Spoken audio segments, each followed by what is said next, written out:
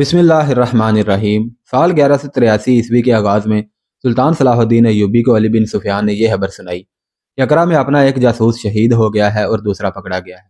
यह इतला एक और जासूस लाया था जो उन दोनों के साथ था। यह जासूस कुछ कीमती मालूमात भी लाया था, लेकिन एक जासूस की शहादत और दूसरे की गिरफ्तारी ने सुल्तान अय्यूबी को परेशान कर दिया। अली बिन सुफियान भांप गया कि सुल्तान अय्यूबी कुछ ज़्यादा ही परेशान हो गया है। फौजी सराग रसानी और जासूसी का यह माहिर सरबराह जानता था कि सुल्तान अय्यूबी ने सैकड़ों फौजियों की शहादत पर भी कभी परेशानी और अफसोस का इजहार नहीं किया, लेकिन एक छापा मार या किसी मुल्क में भेजे हुए एक जासूस की शहादत की खबर सुनकर उसका चेहरा बुझ जाया करता था। अब एक जासूस की शहादत और एक की गिरफ्तारी की इतला पर अली बिन सुफियान ने सुल्तान अय्यूबी के चेहरे पर रंज का तासुर देखा, तो उसने कहा, अमीर मोहतरम, आपका चेहरा उदास होता है तो लगता है सारा आलम इस्लाम मलूल हो गया है। इस्लाम की आबरू जानों की कुर्बानी मांगती है। एक दिन हम दोनों को भी शहीद होना है। हमारे 2 जासूस ज़ाया हो गए हैं तो मैं 2 और भेज दूंगा। ये सिलसिला रुक तो नहीं जाएगा। ये सिलसिला रुक जाने का मुझे खदशा नहीं अली, सुल्तान अय्यूबी ने रंजीदा सी मुस्कुराहट से कहा।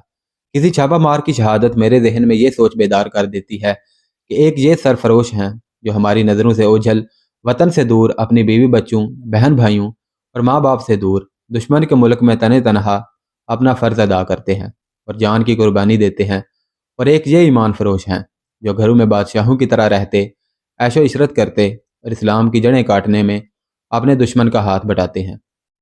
क्या आप पसंद फरमाएंगे कि सालारू, नायब सालारू और तमाम कमानदारों को बाकायदा वाज दिए जाया करें? अली बिन सुफियान ने कहा, आप उन्हें महीने में एक बार इस्लाम की अजमत और सलीबियों के अज़ाइम के मतलब वाज दिया करें। मेरा ख्याल है कि जिनका रुझान दुश्मन परवरी की तरफ है, उन्हें बताया जाए कि उनका दुश्मन कौन है और कैसा है, तो वह अपने ख्यालात में तब्दीली पैदा कर लेंगे। नहीं, सुल्तान अय्यूबी ने कहा, जब इंसान ईमान बेचने पर आता है तो उसके आगे कुरान रख दो तो वो उस मुकद्दस किताब को उठाकर एक तरफ रख देगा। एक तरफ सिर्फ अल्फाज हों और दूसरी तरफ दौलत, औरत और शराब, तो इंसान अल्फाज से मुतासर नहीं होता। अल्फाज नशा दे सकते हैं, बादशाही नहीं दे सकते। मिस्र में बगावत का जो खतरा पैदा हो गया था वो ख़त्म कर दिया गया था। आला उहदों के चंद एक हाकिम पकड़े गए और सज़ा पा चुके थे। दो ने तो खुद ही सुल्तान अय्यूबी के पास आकर इकबाल जुर्म किया और माफ़ी ले ली थी। सुल्तान अय्यूबी का यह कहना बिल्कुल सही था कि गद्दारी और बेइत्मीनानी पैदा करने के जिम्मेदार मफाद परस्त हाकिम होते हैं। फौज और कौम को गुमराह करके सब्ज़ बाग दिखाए जाते और बगावत पर आमादा किया जाता है। मिस्र में 1183 ईस्वी के आगाज़ तक फौज में बगावत का नामो निशान तक न था। अलबत्ता सलीबी जासूसी और तहरीबकारी में बदस्तूर मसरूफ़ थे। सलीबियों के जासूस और तहरीबकार मिस्र में मौजूद और सरगर्म थे। ये सिलसिला रोका भी नहीं जा सकता था। सुल्तान अय्यूबी ने भी अपने जासूस उन इलाकों में भेज रखे थे जो सलीबियों के कब्जे में थे। सुल्तान अय्यूबी उस ज़मीन दोस्त जंग का माहिर था। पाक फ़लस्तीन की सरजमीन का एक मुकाम था जो इस लिहाज से अहम था कि वहाँ सलीबियों का सबसे बड़ा पादरी है, जिसे सलीब आज़म का मुहाफिज कहा जाता था, वो वहाँ रहता था। वहीं से सलीबी कमांडर हिदायत और हौसला अफजाई हासिल करते थे, और अकरा इस दौर में सलीबियों की हाई कमांडर का हेड क्वार्टर बन गया था। जब नूरुद्दीन जंगी ने करक का कला फतह कर लिया तो सलीबी अकरा को हेड क्वार्टर बनाकर बैतुल मुक़द्दस को सुल्तान अय्यूबी और नूरुद्दीन जंगी से बचाने की स्कीमें बना रहे थे। वहाँ के हालात मालूम करने और दुश्मन की स्कीम की इतला करक में जंगी को या काहरा में सुल्तान अय्यूबी को पहुँचाने के लिए 3 जासूस भेज दिए गए थे। उनका कमांडर इमरान नाम का एक नडर और ज़हीन जासूस था। यह अली बिन सुफियान का इंतहाब था। ये तीनों नहायत खूबी से अकरा में दाखिल हो गए थे। जैसा कि पहले सुनाया जा चुका है कि सुल्तान अय्यूबी ने शोबे का कला और शहर फतह किया तो वहाँ से बेशुमार ईसाई और यहूदी करक की तरफ भाग गए थे। मुसलमानों ने करक पर चढ़ाई करके ये शहर भी ले लिया तो वहाँ से भी गैर मुस्लिम भागे और मुख्तलिफ मकामात पर चले गए। उन दोनों मफतूहा जगहों के इर्द गिर्द के इलाकों के भी ईसाई और यहूदी भाग गए थे। सुल्तान अय्यूबी का इंटेलिजेंस का महकमा भी अपनी फौज के साथ था। अली बिन सुफियान की हिदायत के मुताबिक कई जासूस ईसाइयों के बहरूप में ईसाइयों के इलाकों में भेज दिए गए। उनमें से 3 को यह मिशन दिया गया कि वो अकरा से जंगी मालूमात हासिल करके काहिरा भेजें। उन्हें वहाँ सलीबी फौज की नकलो हरकत पर नज़र रखनी थी। गैर मुस्लिम आबादी में मुसलमान फौज की दहशत भी फैलानी थी और ये इतला भी देनी थी कि वहाँ किस किस्म की तबाहकारी की जा सकती है। यह तीनों लूटे पुटे ईसाइयों के बहरूप में अकरा दाखिल हो गए। उन दिनों वहाँ ये हालत थी कि ईसाइयों और यहूदियों का तांता बंधा रहता था। वो सब हरासां थे और पनाहें ढूंढ रहे थे। پناہ کے بعد روزگار کا مسئلہ تھا۔ عمران اور ان کے 2 جاسوسوں کو وہاں عیسائیوں کی حیثیت سے پناہ مل گئی۔ تینوں ذہین اور تربیت یافتہ تھے۔ عمران سیدھا بڑے پادری کے پاس چلا گیا، اپنے آپ کو کسی ایسے علاقے کا پناہ گزین ظاہر کیا جس پر مسلمانوں کا قبضہ ہو گیا تھا۔ اس نے اس طرح باتیں کیں جیسے اس پر مذہب کا جنون طاری ہے اور وہ خدا کی تلاش میں مارا مارا پھر رہا ہے۔ اس نے کہا کہ اس کی بیوی اور بچے مسلمانوں کے ہاتھوں مارے گئے ہیں۔ اسے ان بچوں کا اور بیوی کا کوئی غم نہیں۔ اس نے بے تابی سے یہ خواہش ظاہر کی کہ وہ کلیسا کی خدمت کرنا چاہتا ہے، کیونکہ اس نے سنا ہے کہ خدا اور روحانی سکون کلیسا میں ہے۔ اس نے اپنا نام جان گنتھر بتایا، اور میں نے تو اسلام قبول کر ہی لیا تھا۔ عمران نے پادری سے کہا کہ ان کے ایک مولوی نے کہا تھا کہ خدا مسجد میں ہے۔ میری بیوی اور میرے بچے مجھ سے نالاں اور شاکی تھے کہ میں کوئی کام کاج نہیں کرتا، خدا اور روحانی سکون کی تلاش میں مارا مارا پھرتا رہتا تھا۔ میں خدا کے وجود پر یقین رکھتا ہوں۔ وہ خدا ہی تھا جس نے میری بیوی کو مسلمانوں کے ہاتھوں مروا کر اپنی پناہ میں لے لیا، کیونکہ جو اس کا خاوند تھا اسے روٹی نہیں دیتا تھا۔ وہ خدا ہی تھا جس نے میرے بچوں کو بھی سنبھال لیا، کیونکہ وہ ماں کے بغیر رہ نہیں سکتے تھے، اور میں جو ان کا باپ تھا ان کی طرف سے بے پرواہ تھا۔ میں مسلمان ہو چلا تھا، مگر مسلمانوں نے میرے معصوم بچوں کو مار ڈالا۔ انہوں نے ہم پر بہت مظالم ڈھائے۔ میں جان گیا کہ خدا مسلمانوں کے سینے میں نہیں ہے، کہیں اور ہے۔ اس نے اچانک پادری کے کندھے تھام کر اسے جھنجھوڑا اور دانت پیس کر کہا، مقدس باپ، مجھے بتاؤ، میں پاگل تو نہیں ہو گیا؟ میں اپنی جان اپنے ہاتھوں لے لوں گا۔ میں اگلے جہاں تمہارا گریبان پکڑ کر خدا کے سامنے لے جاؤں گا اور کہوں گا کہ یہ شخص مذہبی پیشوا نہیں، ایک ڈھونگ تھا۔ اس نے مذہب کے نام پر لوگوں کو دھوکے دیے ہیں۔ اس کی ذہنی کیفیت ایسی ہو گئی کہ صلیب اعظم کا محافظ چونک پڑا۔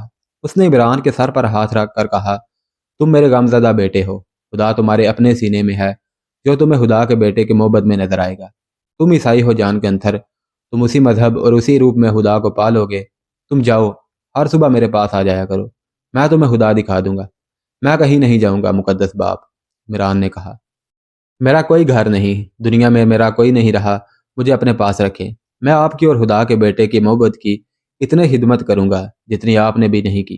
عمران نے علی بن سفیان سے تربیت لی تھی۔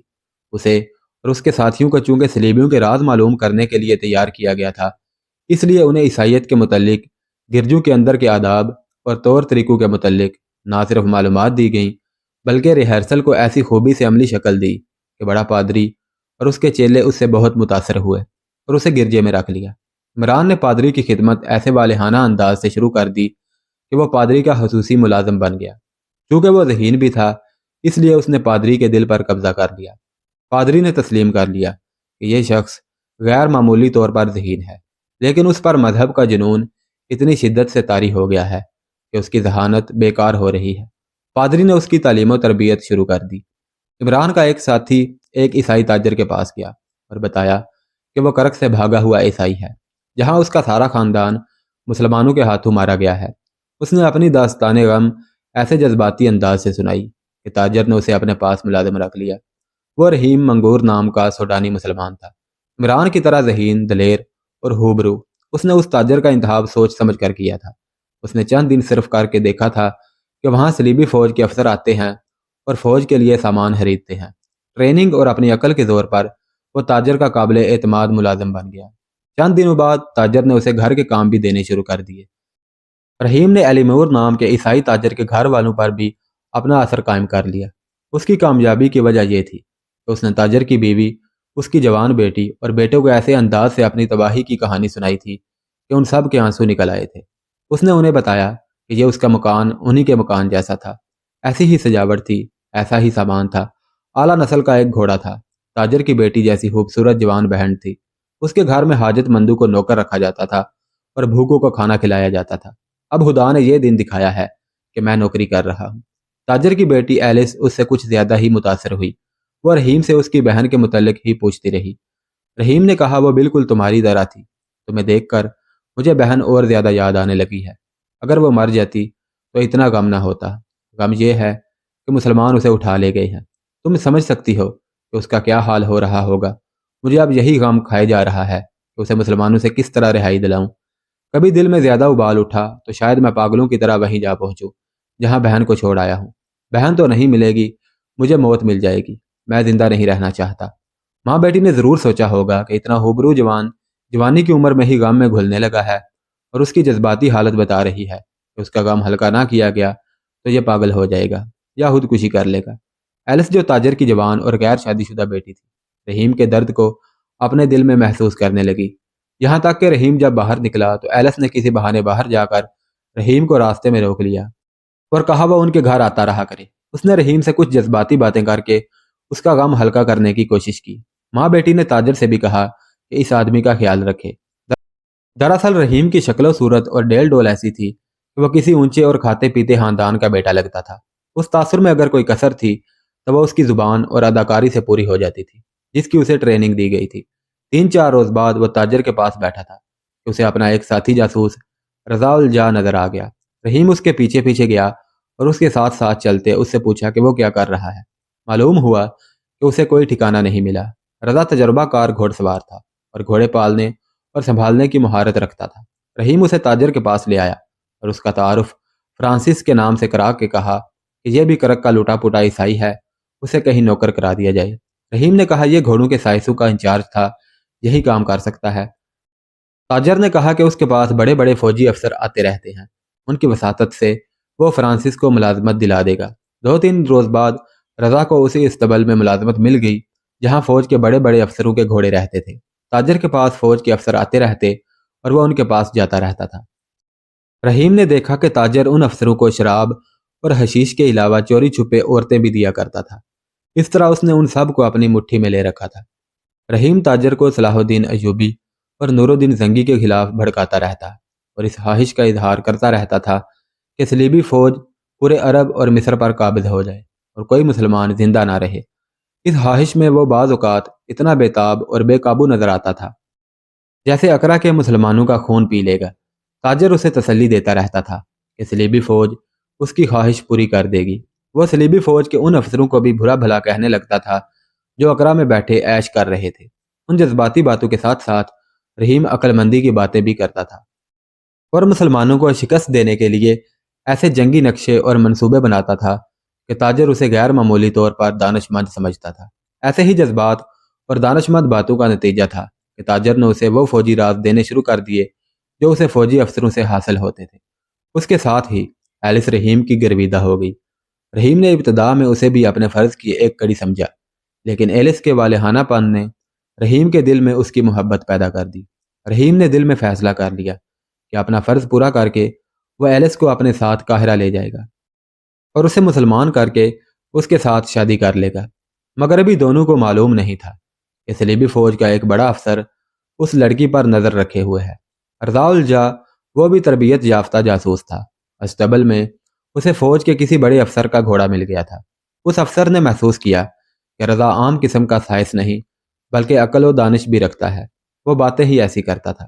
جب کبھی یہ افسر استبل میں آتا تو رضا اسے پوچھتا صلاح الدین ایوبی کو آپ کب شکست دے رہے ہیں، اور پھر وہ بتاتا کہ سلطان صلاح الدین ایوبی کی فوج میں کیا خوبیاں اور صلیبی فوج میں کیا خامیاں ہیں۔ ایک روز اس نے کوئی ایسی بات کہہ دی جو اگر کوئی جنگی امور کا ماہر نہ کہے تو کم از کم ایک سائنس کے دماغ میں نہیں آ سکتی۔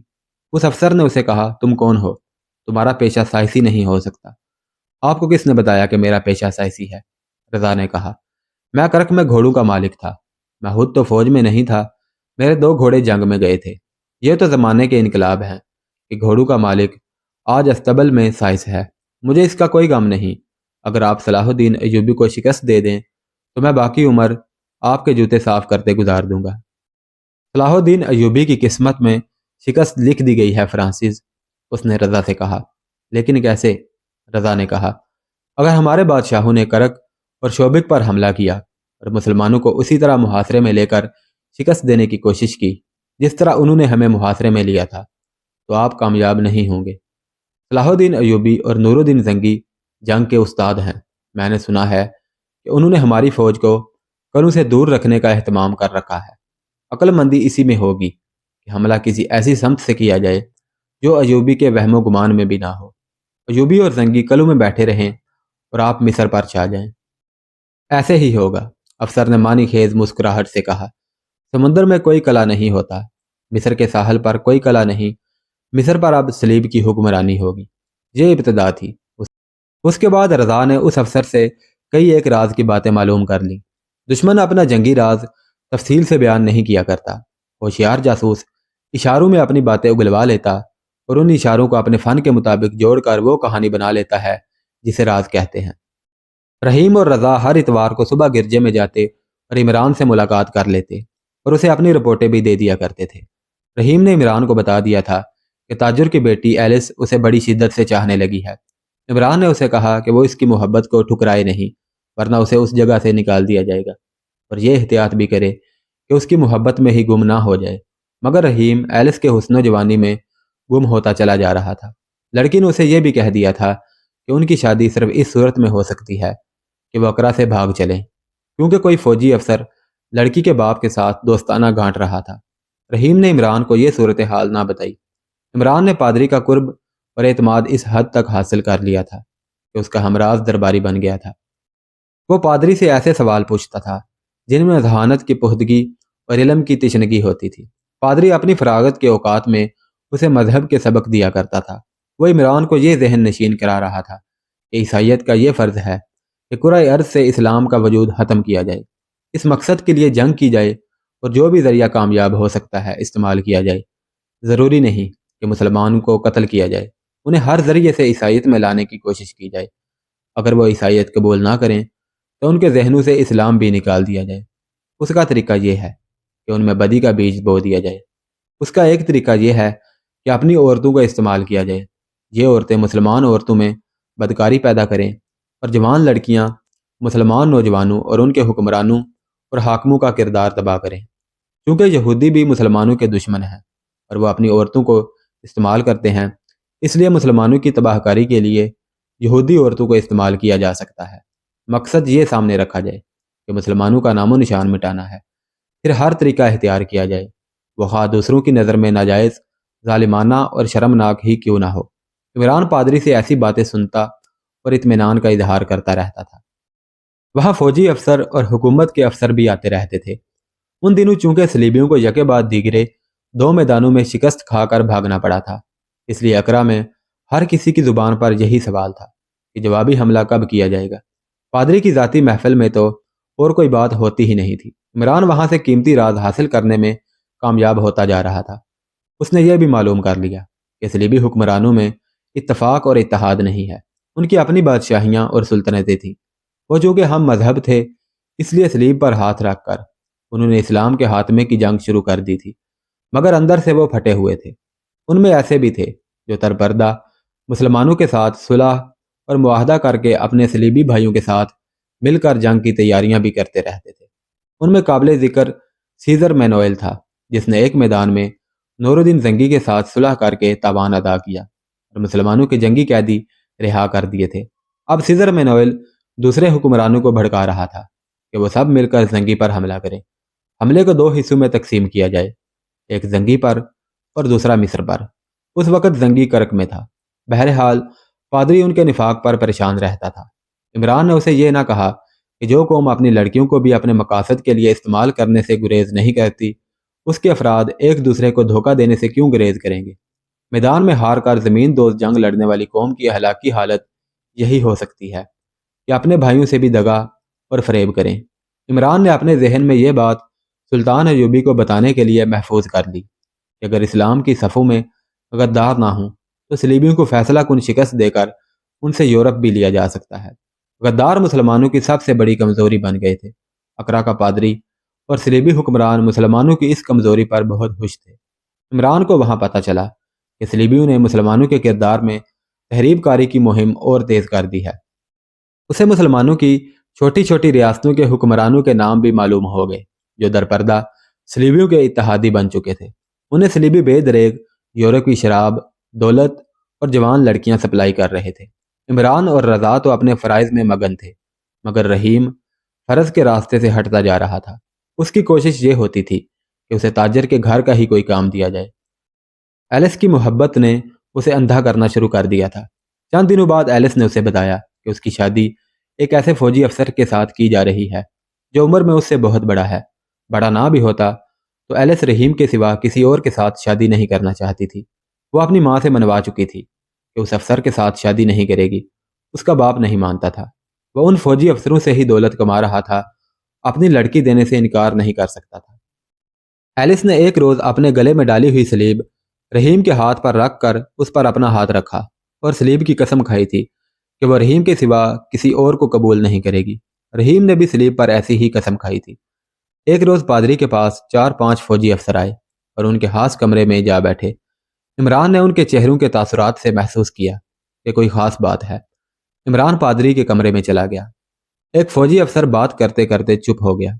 پادری نے عمران سے کہا، جان گنتھر، تم کچھ دیر باہر ہی رہو، ہم کوئی ضروری بات کر رہے ہیں۔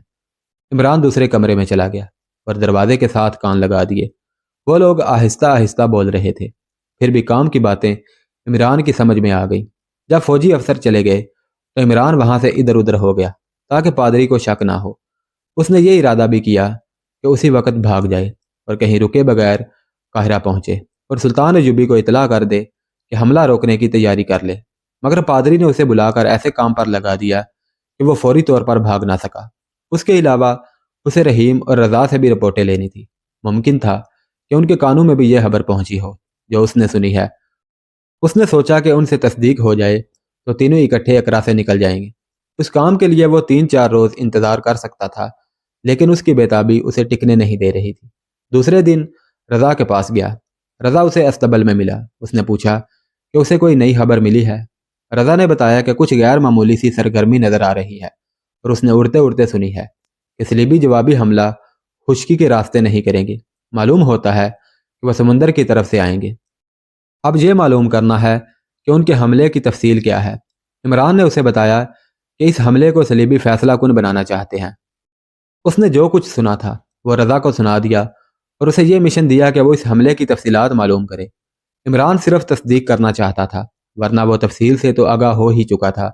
اس نے رضا سے کہا کہ اب وہ 1 دن میں یہاں سے روانگی کی تیاری کرے۔ ان کا فرض پورا ہو چکا ہے۔ واپسی کے لیے انہیں گھوڑوں یا اونٹوں کی بھی ضرورت تھی جو انہیں کہیں سے چوری کرنے تھے۔ عمران رحیم سے ملنا چاہتا تھا تاکہ اسے بھی چوکنا کر کے واپسی کی تیاری کے لیے کہہ دے، لیکن رات ہو چکی تھی اور وہ اس کے ٹھکانے پر جانا نہیں چاہتا تھا کیونکہ تاجر نے اسے رہنے کے لیے جو جگہ دے رکھی تھی وہاں جانا ٹھیک نہیں تھا۔ عمران گرجے میں چلا گیا۔ وہ اگر رحیم کے پاس جاتا بھی تو وہ اسے نہ ملتا۔ وہ اپنے ٹھکانے میں بھی نہیں تھا اور وہ اقرا میں بھی نہیں تھا۔ جب عمران اپنے فرض کی ادائیگی کے لیے پریشان ہو رہا تھا اس وقت ایلس نے رحیم کو کسی اور ہی پریشانی میں ڈال رکھا تھا۔ ہوا یوں تھا کہ صلیبیوں نے رقص اور کھانے کی محفل منعقد کی تھی۔ ایلس کے امیدوار نے اسے اپنے ساتھ رقص کے لیے کہا تو ایلس نے اسے ٹھکرا دیا اور وہ اس سے کم عمر کے افسروں کے ساتھ ناچتی رہی۔ اس کے امیدوار نے اس کے باپ سے شکایت کی۔ اس کا باپ بھی اس محفل میں موجود تھا جہاں شراب کی سراہیاں حالی ہو رہی تھیں۔ باپ نے ایلس کو ڈانٹ کر کہا کہ وہ اپنے منگیتر کی توہین نہ کرے اور اس کے ساتھ ناچے۔ ایلس ناراض ہو کر گھر چلی گئی اور باپ کو یہ فیصلہ سنا آئی کہ وہ اس بوڑھے کے ساتھ شادی نہیں کرے گی۔ اس کا باپ اور امیدوار اس کے پیچھے گئے۔ وہ دور جا چکی تھی۔ گھر جا کر دیکھا وہ وہاں نہیں تھی۔ تلاش کرتے کرتے وہ رحیم کے کمرے سے برآمد ہوئی۔ باپ نے اس سے پوچھا کہ وہ یہاں کیا کر رہی ہے۔ اس نے تنگ کر جواب دیا کہ وہ جہاں چاہے جا سکتی ہے اور جہاں چاہے بیٹھ سکتی ہے۔ اس کے امیدوار کو شک ہوا کہ یہاں معاملہ گڑبڑ ہے۔ ایلس کو باپ گھر لے گیا۔ امیدوار نے رحیم سے پوچھا کہ یہ لڑکی یہاں کیوں آئی تھی۔ رحیم نے جواب دیا کہ وہ پہلے بھی یہاں آیا کرتی ہے اور آئندہ بھی آئے گی۔ امیدوار بڑا افسر تھا۔ اس نے رحیم کو دھمکی دی کہ وہ یہاں سے چلا جائے ورنہ اسے زندہ نہیں رہنے دیا جائے گا۔ رحیم کے جسم میں جوانی کا خون تھا۔ اس نے ترکی بہ ترکی جواب دیا۔ معاملہ بگڑ گیا۔ تاجر نے آ کر بیچ بچاؤ کرا دیا۔ ایلس کے امیدوار نے کہا کہ وہ اس آدمی کو یہاں دیکھنا نہیں چاہتا۔ دوسرے دن تاجر نے رحیم سے کہا کہ وہ اسے ملازمت میں نہیں رکھ سکتا کیونکہ فوج کے اتنے بڑے افسر کو ناراض کر کے وہ اپنا کاروبار تباہ نہیں کرنا چاہتا۔ اس نے رحیم کو یہ نصیحت کی کہ وہ وہاں سے چلا جائے کیونکہ فوجی افسر اسے کسی جرم کے بغیر قید خانے میں ڈال سکتا ہے۔ رحیم بھول چکا تھا کہ وہ کس مقصد کے لیے یہاں آیا ہے۔ اس نے ایلس کو اپنی ذاتی وقار کا مسئلہ بنا لیا۔ اس کے امیدوار کی دھمکی کا وہ عملی جواب دینا چاہتا تھا۔ تاجر اپنی دکان میں تھا۔ رحیم اس کے گھر گیا، ایلس سے ملا اور اسے بتایا کہ اس کے باپ نے اسے نوکری سے نکال دیا ہے۔ ایلس اس کے ساتھ بھاگ جانے کو تیار ہوگی۔ بھاگنے کا وقت شام کے بعد کا مقرر کیا گیا جب اس کا باپ گھر نہیں ہوتا تھا۔ رات کو اس وقت جب عمران رضا کے پاس بیٹھا اس راز کے متعلق باتیں کر رہا تھا جس کے لیے انہوں نے جان کا خطرہ مول لے رکھا تھا۔ رحیم ایلس کے انتظار میں شہر سے باہر اس جگہ کھڑا تھا جو اسے ایلس نے بتائی تھی۔ ایلس نے اسے کہا تھا کہ وہ باپ کے گھوڑے پر آئے گی اور وہ دونوں ایک ہی گھوڑے پر بھاگیں گے۔ وہ بے صبری سے ایلس کا انتظار کر رہا تھا اور ڈر رہا تھا کہ وہ باپ کا گھوڑا کس طرح چرا کر لا سکے گی۔